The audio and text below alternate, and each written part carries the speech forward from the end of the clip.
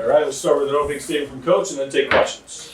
I want to first say happy Thanksgiving to everybody and congratulations to the football team and Coach Conlon and his staff for just an incredible year. They're what our basketball program's trying to get to. So credit to them. Those guys should not hang their hats, man. They had an amazing year. So, and we appreciate their support. Coach Amaker is a guy that I've looked up to for a long time. Absolute tremendous coach. When I was working at Gonzaga High School, he treated me like I was one of his. He was recruiting a kid, Max Kenye. So, I've known him for a long time. I respect the heck out of him, his team. They played extremely hard. Fortunately for us, their scheduling led them to a tough matchup on Friday. And as a result, we knew we had to just play 40 minutes. And we knew if we continued to use our depth and played 40 minutes of what we call Fordham basketball, that eventually they'd get worn down. They made a credit to them. They got down. They made some runs. But more credit to our guys for hanging tough, believing in our game plan when some guys might think it's crazy. But, holding them to 60 points is absolutely fantastic. The kid Ledlam is a tremendous basketball player, and we only allowed him to attempt 6 shots after coming off a 30-point performance the other night. So I'm really proud of our effort. I thought it was the first time we came close to putting 40 minutes of what we call Fordham basketball together. That's ultimately our goal. So I'm really excited about it. We'll enjoy this tonight and then get back to work tomorrow because we've got another tough game on Tuesday. Open it up to questions for Coach or Abdou. Wednesday. Abdou, tonight was a really physical matchup, especially between you and number 24 in Harvard.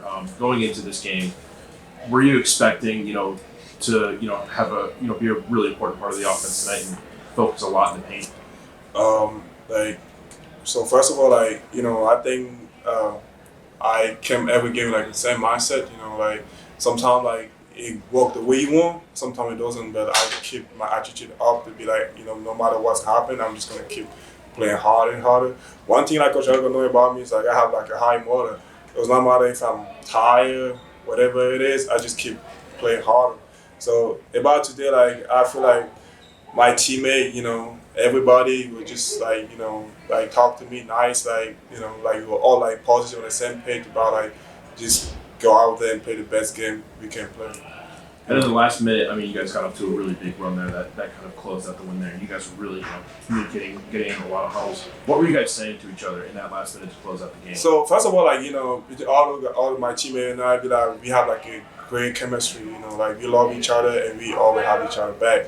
So we believe that if we give the best, the best. If we give the best effort, we have a chance to win the game. That team Alpha is pretty good. It was not easy it was not an easy game. I'm not gonna lie. The coach is a really good coach. So we just bring everything together and with a mindset we have to win the game. And number 10, he got you angry in the beginning. Yeah, number 10, he's a really good player. You know what I'm saying? And when I just he came with a high energy, and I feel it was if I don't match up that, I'm gonna be in trouble. So that's why I just try to match up that energy and try to play the best game I can. We talked to Abdou a lot about being a killer between the lines, 94 by 50 feet.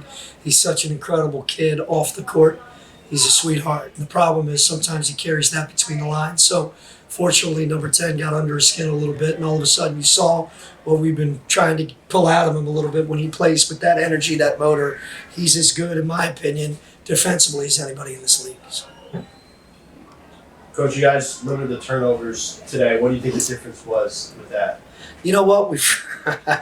It's all the lefties we call that we've been doing the last few days. I thought Antrell Charlton controlled the basketball game with his energy, his effort, his poise. He didn't shoot the ball great. Had a couple bunnies that he missed that I know he'd like back. But I think what happened was him and Will Richardson were looking more when they drove into the paint to set people up. And tonight they were a little bit more aggressive. And as a result, it opened some things up a little bit more. So really proud of the development that they've each had, and that's going to be a key for us until the end of March. So, that's something we've been working on. These guys have taken pride in it, so we're proud of that. And 18 for 19 at the free throw line. When you see that, is that something you guys are constantly working to get better at? Because the numbers this year at the free throw line are much better than last. Yeah, you know what? We're just we don't really talk about making or missing them. and just step up. And our guys put so much energy and effort into their own development.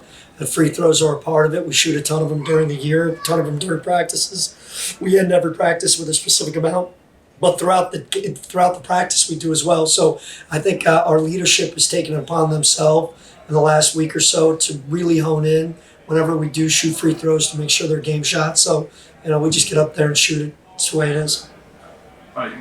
Both you and Harvard seem to really like to play very, very fast, move very fast in transition. What's the most important aspect, to getting the edge on an opponent that likes to play a pretty much similar style to your own? Yeah, I mean, the reality is when you make shots or when you don't turn it over and you have a chance to set up your defense, we talk about it's not just the turnovers, but live ball turnovers, creates transition opportunities. And we play a specific style of defense that it's hard to get into in transition. And we weren't scoring for a couple of possessions in a row. And as a result, in transition, we were in a different defense and they exploited that. So give them credit. But for us, it's just about learning how to play fast without turning the basketball over.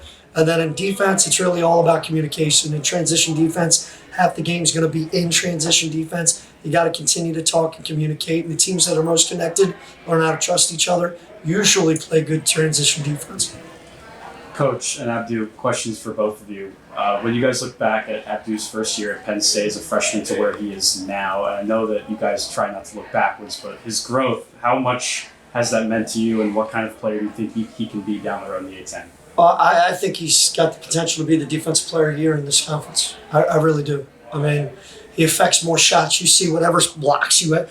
16 of 15 against Harvard is a monster game, but it's not just about that. It's about the 6 blocks he had. Didn't he have 6? I think he had 6, right? Where is it? 5 blocks. But 5 blocks. But think about all of the shots that he contested and affected. He must have affected an additional 10 to 15. Think about how many possessions that is in a defensive game. That's outrageous to affect 15 to 20 possessions per game with his defensive presence. It's mind-boggling. And I think Rostick and him together, it's really difficult because they're into it. They respect their role. He's buying into that role, and as a result, you're starting to see the offense kind of take care of itself when you don't think about that. So I couldn't be more proud of him, his development. He's got so much more growth, so much more to go. I mean, he hasn't played that much. Right? Last year he played sparingly. Penn State he barely played. This is the most minutes he's played, and as you can see, just like any other freshman, the more you play, the more experience you get, the better he is going to get. So really excited and proud about him. What do you think clicked for you guys in the last minute 30, just on the floor, getting out to that big run? Yeah, I mean, it's just, our guys, we talk about, finishing. We call it win the game, right? So inside 3 minutes, the goal every game is inside the 4-minute timeout, which most Atlantic 10 games come. We want to be able to finish strong, right? And the most connected, trustworthy teams, and if they have faith in each other and faith, like Darius Quisenberry, for instance. Darius Quisenberry is our leading scorer, right? He's our most explosive player, but he has no qualms about Khalid Moore getting the last 2 buckets to really seal the game because all he wants to do is win. And as a result, when you have that unselfishness, now you got something you can continue to build on. We got a long way to go, but it first starts with the locker room and having people connected and buying into just what it takes to restore the pride in the front of the jersey. And I think we have that.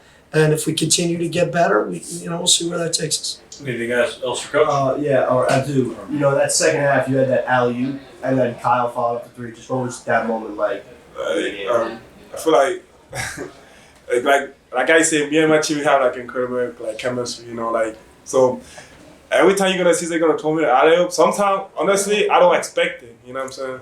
And but when he throw that thing on the air, I know my job is to get it done, you know what I'm saying? Even if I'm not gonna catch a dunk, I know I have to go catch it to secure the ball. So they trust me a lot, to just not telling me and just throw it and be like, you gotta get it, All right, perfect. Thank you. Hey, thank you guys. Thank you.